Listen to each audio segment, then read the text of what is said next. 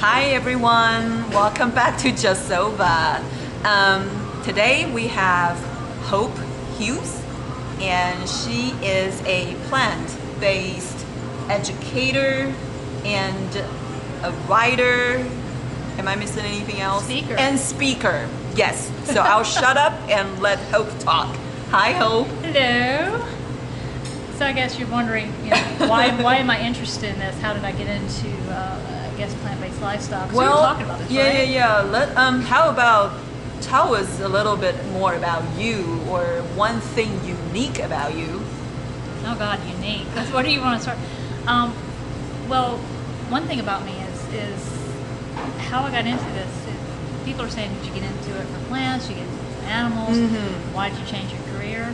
And I actually kind of fell into this career. I went to college initially for opera, so that's kind of way out segue. But I went wait, opera, like opera? Yeah. Wow. You can't tell I don't like the center of attention. So which one is your favorite opera piece? Can we ask? It's one that I probably cannot sing anymore. It's the Queen of the Night from Mozart. Okay. I was one of those screechy high opera. I think I'm more of a mezzo now because I'm in my 40s and your voice kind of changes. But I haven't actually sang in a while. It's something I need to get back to because it is a part of your health. That's a part of self-care is to find things outside because our bodies need to be nourished outside of just what we eat. We're nourished by and in today's day and age too. The media and what we see, we're feeding ourselves so much violence and we're feeding ourselves junk food that's wearing us down. I know that my husband and I were talking the other day with all this stuff that's going on and the media, this violence, this killings, it was getting to us where we just don't even turn it on first thing in the morning. Yeah. Sit and have breakfast and play with cats. I know. So it helps you center and actually helps your food digest. Yeah. Okay, so that's one thing unique about you. Opera singer? Yeah, diva wannabe. Now I just talk about health. So what do you do right now? Well, right now I'm working on launching an online magazine. It's called Curiously Veg. It's curiouslyveg.com. We are shooting for November when we have Veg Fest here. My programmer and Dusty, he's slaving away to get this done. But it's going to be approached. It's not just vegan. It's to encompass everybody who's interested, veg curious, or just wanting to add more vegetables, or trying to know what's in the media, what's going on in our government, interviews. So it's just it'll be a fun, positive place for people to go to. So we're getting that started. And it's fun, and also doing some podcasts. The site I think will be ready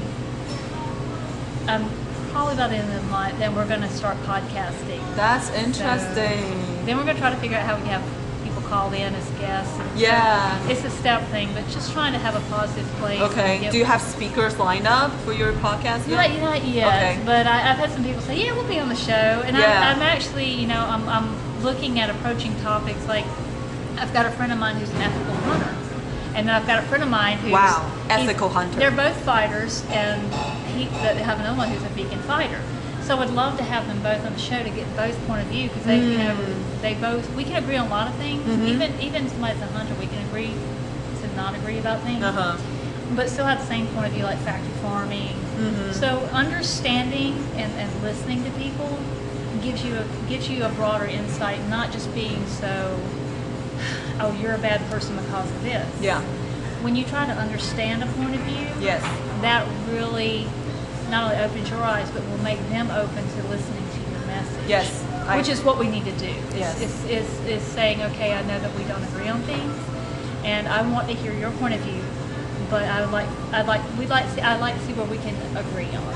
I totally understand that. So it's going to be a fun experiment. Yeah. Before I burned a lot of bridges. It's just lessons learned. It is important to listen and try to understand where the other people come from. Yeah, totally.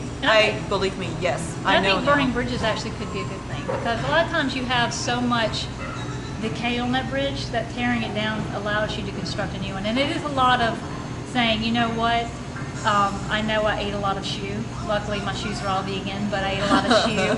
And I would like for us to start repairing that and try to find a common ground. Most of the people that I talk to about a plant-based diet and why, a lot of them will say, I never would have listened to you if you just thrown animal torture porn in my face and you started barking at me about how wrong I am, but instead you listened to me and you understood what goes on, because it's more than just food, it's addiction, it's how we're marketed to. There's so many factors at play that you can't say, oh, you're lazy or you're selfish or you don't want to see that. You have to understand the person. So when you sit there and go, I'm really sorry that we didn't understand, but I did a whole talk on the stages of veganism, and it has to do with being online and vegan trolls. I get more hate mail from vegans than I actually do meat eaters, which is really funny. Oh no! Yeah, because say that again. Tell our audience. More hate mail from vegans than I do meat eaters, because you have a lot of perfectionism. And it's people, and I understand that. I'm not even mad. I'm not. I don't even respond to. I don't feed the trolls. Not even plant-based stuff. I don't feed the trolls. I let them get out, because that's the stage they're in. Yeah. So I understand their anger, and I understand their need for perfectionism, and I know they're going to kind of get over it. But when I don't address that, and then I have somebody that's like I had a friend of mine, she's like, I ate a cheeseburger and fries, I feel disgusting. I was like, well, have a giant kale salad and some yummy stuff. Don't worry about it. I feel like a failure. You're not a failure. Did you ate what? You had 2 meals that's vegan. Fantastic. You're well on your way. Because if you beat yourself up, you strive for perfectionism. You strive to keep up with the people who say, well, you're not vegan enough, which was the talk I did. Then you're going to turn off a lot of people. To where you can just say, I can understand it, and I can understand where you're coming from. And I had a friend of mine, I was introduced to her from Dave, and she said, she's gotten some things like, well, because I didn't go into veganism for the animals, I went into it for health. She had a 21-day kickstart. Oh, okay. She got some hate mail. And I was like, don't even read it. Don't worry about it. Because now she's like hardcore. She's finding out about the animals. She's like, I'm vegan. There's nothing I can do about it. I'm slowly learning. And when you respect the process, you respect the person, and you look about their background, where they're coming from, and what they're up against, and get them prepared. What they're coming against, then you have more people that are willing to try, and to say, you don't have to be 100%. Do the very best you can, because that's what we're doing here. Everybody's doing the very best they can. And when you respect that, and man, you tell them that's great, and you celebrate the little things, you will find that you'll get so much better response, and we're doing so much better for our planet and the animals, because there's, eating plant-based isn't just for your health. Our planet is being devastated. We're having animals run. We're never going to be a completely meat-free world, because there's certain situations, but when we can reduce dramatically what we're doing, then it's phenomenal what we can accomplish. And there's Impossible Meats is coming up with a hamburger that's actually bloody. Yes, I saw that. He said, this is what I love, is if he can look at Google Maps in 2020 and see the rainforest is starting to grow back because they're taking it back from farming animals, he knows that he's been successful. And when we look at it that way, of taking these little accomplishments and putting things out and helping people, man, we're doing so much better than paying somebody $1 to watch Earthlings. Now, I do think people should watch Earthlings. I can't. I made it through 15 minutes. I was a wreck. Couldn't do it. My mind. I couldn't do anything, because that's all I thought about. And I realized that's taking up all of my mind. And I do know there's some people that should watch it. And there are some times I recommend it to. But other times I recommend Forks Over Knives, or Pure Nation, or other documentaries sped up, so you can see what's going on and how you're being manipulated, what we're doing, and we get a lot more response. And then they always migrate. There's some people that will watch it. They will get to it on their own. And gosh, I can't believe I was a part of that. So it's amazing the approach, and you really, I think that's part of what I do as a coach and a speaker and an educator. Is I look at the person, I was like, what is your sticking point? Talk to me. Let me listen to you, and let me figure out how I can best help you and where you want to be right now. And when we do that, we're gonna get a lot more ground and footing, and for sure get people to join and take part in the jahsoba with trying. Trying these places. Like they come to avocados, I'm like, hey, this is good. Look at the stones. Let's get 5 orders of those. These are vegan. So let's talk about some fun facts. So potentially Hope will host some workshops. Yep. Tell us about it. Well, I do. I'm moving to do a lot of workshops, not only online, but with companies like you that promote good. So we can do things that are not even plant-based, but things like sugar addiction. Oh my God. I mean, who doesn't have that? I'm a weekend sugar junkie. I mean, they had the cake here that his wife made, and Matt and I were sick for a couple of hours, but it was good. Whose wife? Godfrey. Oh, Godfrey. She sorry. made a cookies and cream cake. Oh my God. It was so good. It was so much sugar. We always go out for like Revolution Donuts or Dolce Vita when they open back up. You know, a little treat on the weekend. Yeah. But that sugar rush, and I realized when I was younger, we had so much sugar, and sugar's in everything. It's addictive. A lot of people don't know it. So things like that makes you aware, and how sugar's processed. Like some of it's not vegan. Most of it here in the UK, it's all vegan. Yeah. But here and some different things. Okay, so it's time to show off. So Hope, tell us. You say you actually graduated from Cornell.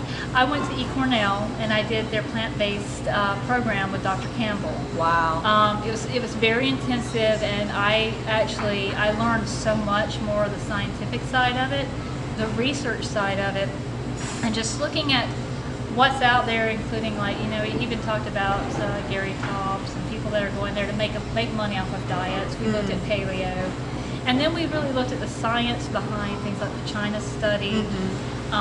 Modern diseases and how our food system is getting that. We looked at what fishing is doing, what people don't think is the food that's raised to feed the cattle. It's not so much wasting. We could feed the world with the food that we produce for animals. It's the nitrogen runoff. It's going right into the water, and the reason why we have so many dead zones in the Gulf is if you look how our waterways run, you can see where all that nitrogen-based fertilizer goes and creates those dead zones. And then we're seeing that also in areas where you have tribes that rely, especially in Asia, that fishing is their food. And it's always been, but it's been a good balance. They can't fish anymore. There's no more fish, or their water is so polluted that they can't even touch it. And this is a byproduct of our increasing meat consumption. And a lot of people don't get that. Yeah. And I didn't fully understand the I ramifications. did not either. Yep. When you really look at it and you get the numbers and you're looking, we had a lot of speakers that talked about it, oceanographers, he sat down and said, look at what's happening. We're not even talking about hearsay. Here are the numbers, here's the science, here's what we see. And it opened my eyes tremendously about it. Some people go, well, I just eat fish. Yeah. And I'm not debunking that. Okay, if that's all you do, congratulations. But then when you start teaching them, and even if we stop the overconsumption, then the places that do rely on fish for food, and the animals, because we have big cats and little cats, things like that, are not only will our waterways heal, but we'll see fish coming back because our fish are dangerously low in number because we're overfishing. Yeah. And we're catching byproducts, which is upsetting. If you ever saw fishing nets and things like that, the byproducts, and it's not just fish, it's birds. And it's absolutely heartbreaking. But then you see when people realize that, they really do try to make, even Whole Foods, but Whole Foods is not perfect, but they make sure where they get their fish from is they're not endangered. And even like Circle Sushi, which has a lot of vegan sushi, they stopped offering certain things when they said, look, they're endangered, and we got to let this heal. We're not going to offer this anymore. So you're seeing some people wake up, so it's positive. So we just got to talk to them and just say, here's what happens. Here's what we're doing. Here's how you can help. And don't feel like you have to do it all at once. Just look at what you're doing in your life and make those little changes. Even baby steps. Yeah, even looking at what's happening to our seas and dead zones and things like that. And when you open a discussion, instead of talking to people, talking at people. When you talk at people, you do a lot more when you open a conversation. You go, tell me, what do you feel about? How do you feel about this? And you'll find out a lot of people have a lot of compassion. They're very open. They just don't understand, and they don't want to be defensive. They don't want to have that finger wag in the face, like, you need to do this because blah blah blah blah blah. Instead, like, tell me about what's going on with your family. So how's your dynamic? have you tried this? Let me give you this recipe. Let me let you try this. A lot of recipes I'll give them, they go, oh, this is awesome. Yeah. So, yeah. I like that. So before we end, do you have any other final thoughts? Final thoughts. I think one thing that every viewer can do is just keep asking questions and search out what you're doing. Look for people that are doing workshops. Look for companies like Jahsoba that is promoting and helping people try things, try new things. And then if it's something like, if you see a webinar, whether it's me or it's about fitness or it's about mental clarity or hormones, just go and expose yourself to it. Go pick up the books. Jon Stewart's Wife is coming out with this beautiful book. I've already pre-ordered it. Oh, yeah? Just open yourself up to do these, or get an Audible account and pull up the books and just listen to them. Just open yourself up and expose yourself to as much as possible. And try new things. And to plant eaters and vegans, open yourself up to learning about another opinion, another voice. Talk to people. Say that again. Open yourself up and talk to other people that have a different opinion than you do. Because that's how we learn as humans. That's how we get rid of the barriers. That's how we get rid of racism. That's how we get rid of all this prejudice against what you eat, what you do, what you believe. Yeah. If you're scared of something, you don't understand it, or it's different than you, open yourself up and say, tell me. Let's talk. Let's have a conversation. Let's go get some tostones from avocados and sit down and talk. And you'll find that when you take this approach, you'll find more that you have in common with that person than you do differences. I can guarantee you that. Yeah. Wow. Ending thoughts. I like that. I like that. Well, thank you so much, Hope. You're welcome. And we will be back. Cheers.